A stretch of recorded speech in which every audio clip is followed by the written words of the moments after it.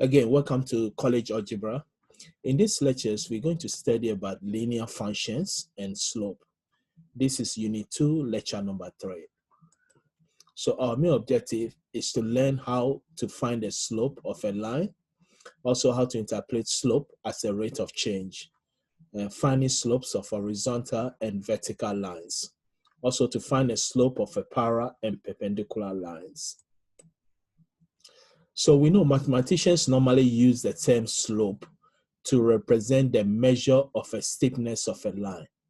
So again, slope basically is the measurement of a steepness of a line. And here we are going to explore the topic of slope in this session because again, it has many real life applications. So first, we're going to learn how to find the slope of a line. So a slope of a non-vertical line is the slope of a non-vertical line normally pass through points P and Q. P have a coordinate of S1, Y1. Q have a coordinate of S2 and Y2. Now, to find the slope of a straight line, if it's a non-vertical line, all we need to do is to take any 2 points on the line. Take any 2 points on the line. So we can see in this graph here, we want to find the slope of our red line here. So what we did is we take any 2 points on the line. The first point is represent P, which have a coordinate of S1, Y1. The second point, Q, have a coordinate of S2 and Y2. So to find the slope of this line, it will be Y2 minus Y1 divided by S2 minus S1. Y2 minus Y1 is the change in Y divided by change in X. So it will be the difference of S2 and S1. Now here we want to make sure that S2 is not equal to S1. If S2 is equal to S1, then we get a vertical line. So here we are finding the slope of a non-vertical line. And also we cannot divide the value by 0. There's no answer. So a slope of a vertical line is non-defined. The slope of an horizontal line is always 0 because slope of an horizontal line means Y2 is equal to Y1. So we get 0. 0 divided by any value will be 0. So always we should bear in mind the slope of a vertical line is undefined. There's no value for it because we can't find a value divided by 0. But the slope of an horizontal line is always 0 because it will be 0 divided by any value. We always give it 0. So that's the formula to find a slope of a straight line. And the line have to be non-vertical. A vertical line, the slope is undefined. We cannot find it. So it will be the change in Y divided by change in X, which is Y2 minus Y1 over S2 minus S1. The same concept, we have 2 points here, P, the coordinate is S1, S2, S1 and Y1. Q, the coordinate is S2 and Y2. We can also say that the slope will be Y1 minus Y2 divided by S1 minus S2. So change in Y and change in X. So let's see our first example here. Here they say we should find the slope of a line passing through 2 points here, P and Q. P have a coordinate of X1, which is -1. Then Y1 is -2. Q will be S2 is 7 and Y2 is 8. So to find the slope of a line that passed through these 2 points, it will be Y2 minus Y1 divided by S2 minus S1. Y2 is 8, so it will be 8 minus Y1 is -2. So we have 8 minus 2. Then S2 is -1, so it will be negative. S2 will give us 7, so it will be 7 minus 1. S1 is -1. So we have 8 minus 2 divided by 7 minus 1. And that will give us 10 over 8. So our answer will be 5 by 4. So again, the formula to find a slope of any non-vertical line is the difference of y divided by difference of 2. Now, if I use y2 minus y1, then I'll divide by s2 minus s1. If I use y1 minus y2, then I'll divide by s1 minus s2. The first point, the coordinate will be s1 and y1. The second point, it will be s2 and y2. Then we substitute the values and find the slope. So the slope of a line again is 5, 4, which we can see our line here. Our 2 points were -1, -2 for P, and Q is 7 and 8. So the change in Y and also change in X. So change in Y gives us 10 because it will be 8 minus 2. And if you count it, it's 10. Then change in X will be 7 minus 1. So that will give us 8. 7 minus 1. Change in X is 8. Change in Y is 10. So 10 by 8, same as 5 by 4. So here we will have obtained the same result if we had let P, S1 and Y1 is 7 and 8, and Q, S2 and Y2 is -1 and -2. We get the same answer. So let's move to the next section, which is how to interpret slope as a rate of change. So here we know the slope indicating the steepness of a line, and the steepness of the line can change based on the movement of the line or the coordinates of the line. So here we say the slope indicates the rate of change of dependent variable per unit change in the independent variable. Independent variable will be the x-axis, dependent variable will be the y-axis. So again, the steepness depends on those two variables. So for a linear function, the rate of change is always constant.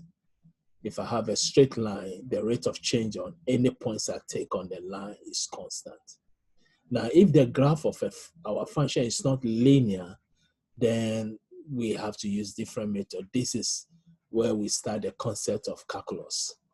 And the whole concept of a calculus or derivative is trying to find the rate of change of something based on some input and output values.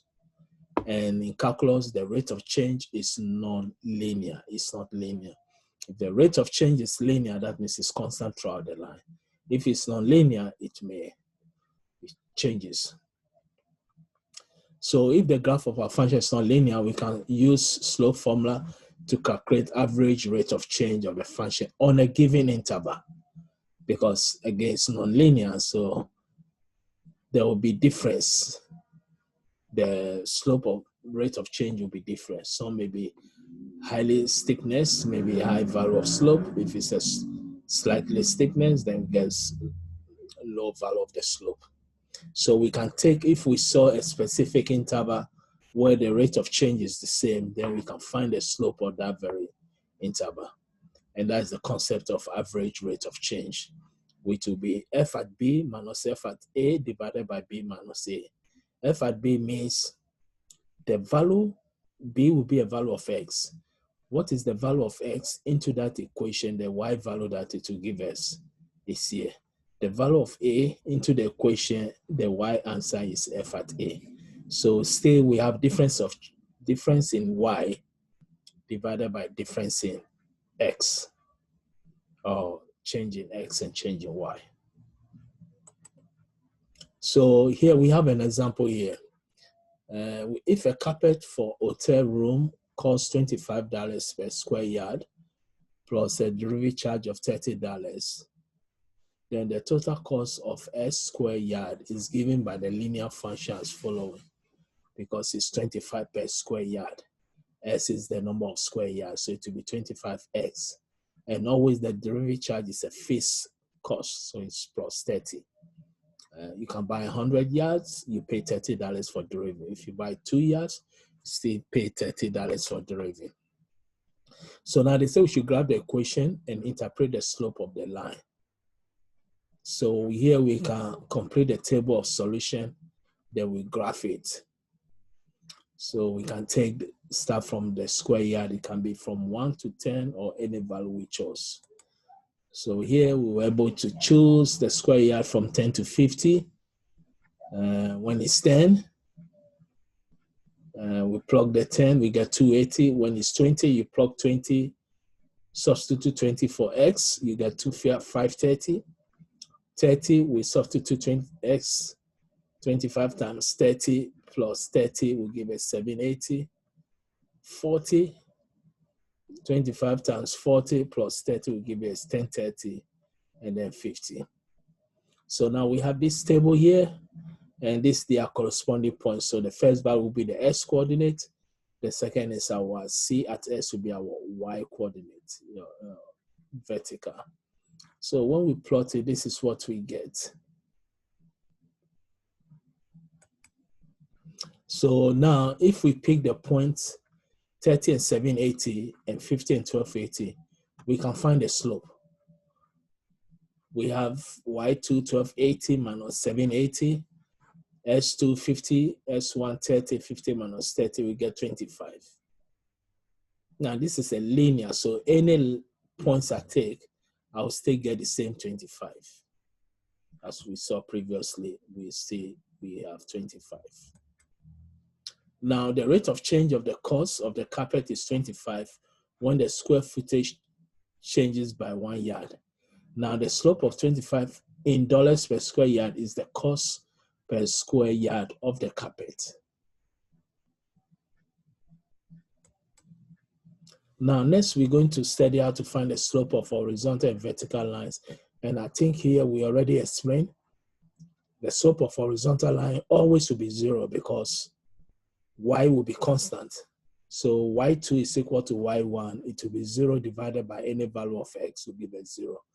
Vertical is undefined because s1 and s2 is the same. So we can have any value for y, difference of y divided by 0. When you divide the value by 0, real numbers, again, we get undefined, no answer for it. So the slope of horizontal and vertical line, we say that the slope of horizontal line, that is a line with equation of the form y equal to b or f at s equal to b is always 0. Because y1 is equal to y2, so the numerical will always be 0. 0 divided by any value is 0. Now the slope of a vertical line, a line with equation of the form s equal to a, is not defined. It's undefined. Because we're going to divide the value by 0, we don't have no answer. Now we say that if a line rises as we follow it from left to right, as it shows here, our slope will be positive value. So this is an increasing relationship between s and y. While s is increasing, y also is increasing. So the slope value will always be positive, greater than 0. But if s is increasing and y is decreasing, or y is decreasing and s is increasing, we are going to have a negative slope value. So our slope value, the answer will be less than, or negative value, less than 0. So we say if a line drops as you follow it from left to right, then we have a negative. But the whole concept is that if one of them increase, if s increase and y decrease, or y decrease and s increase, your slope will be a negative value. But if both s and y is increasing, the slope value will be positive. Slope will be 0 when the line is horizontal. So that's what we have here. When the slope, horizontal line, our slope will always be 0 because the difference of y will be 0. 0 divided by any value of x, difference of any value of s will be 0. But vertical, we are going to have the difference of s will be 0. So any value divided by 0 is undefined. There's no solution. So next session, we talk about finding the slopes of a parallel and also a perpendicular line. So a slope of a parallel line will always be the same. So here we say a non-vertical parallel lines have the same slope, and the lines have the same slope are always parallel. So if I have at least a minimum of 2 lines and the lines are parallel, it means the steepness are the same, so the slope is the same. But since vertical lines are parallel, lines with undefined slopes are also parallel again. So this example given, we have 2 lines, blue and red. Since these 2 lines can never intersect, they are almost, the steepness is the same, the slope is the same.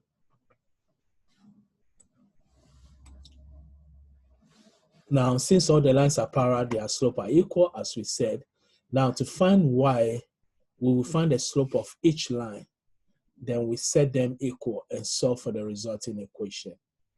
So let's say we have a slope of PQ equal to slope of RS. So we have 2 lines, but they give us the coordinate of the first line, the PQ. We know how, but the second one, we don't know the Y. So we can equate this and find the value of Y. If, again, we can see from here, there's 2 lines are equal. So the slope of first one equal to the slope of second. We can see the first line, the P and Q, we have all the values, -3 and 4, 1 and -2. But for second line, the red line, the point S, we have 3 and Y. But R, we have -2 and 5.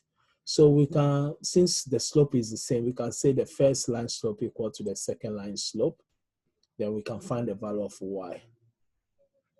So we find the difference of -2 and -4 give us -6. The difference of 1 and -3 will give us +4. Y -5. The difference of 3 and -2 give us 5. We cross multiply -6 times 5 will give me -30. Then 4 times Y, 4Y, 4 times 5, 20. So we get -20.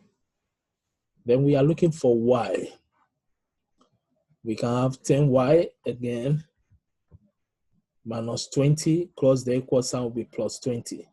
So +20 -30 will give me -10 for Y. And Y will give me -10 divided by 4, which is -5/2. So this means the Y value will be -5/2. Now the slope of a perpendicular line. Now if 2 lines, non-vertical lines are perpendicular, it means they intersect with a 90-degree. So the product of their slope is -1. So if a product of a slope of 2 lines is -1, the lines are again perpendicular. The whole concept is that if you have 2 lines and they are perpendicular, it means they intersect at 90-degree. So if one line slope is 1, the other will be negative and reciprocal of it. But again, 1/1 is still 1, so it will be -1. So again, that's the conclusion of our lectures. Again, these lectures cover the concept of a slope of a straight line. We saw the formula how to find the slope of a line. We explained the slope of a vertical line, the slope of an horizontal line. When 2 lines are parallel, their slope is the same. If they are perpendicular, it will be negative reciprocal of the first one. So if the first line, the slope is 1, the second line, the slope will be -1. If the first line, the slope is 2, the second line, the slope will be -½ 1/2. So what we need to know, the slope of two lines that, excuse me, the two lines that are perpendicular, it means it to be reciprocal and negative of the first line. So if the first line is 2, the second line will be negative 1/2. Reciprocal means 1/, the value. So again, that will be the end of these lectures. And again, wish everybody the best and thank you for your time.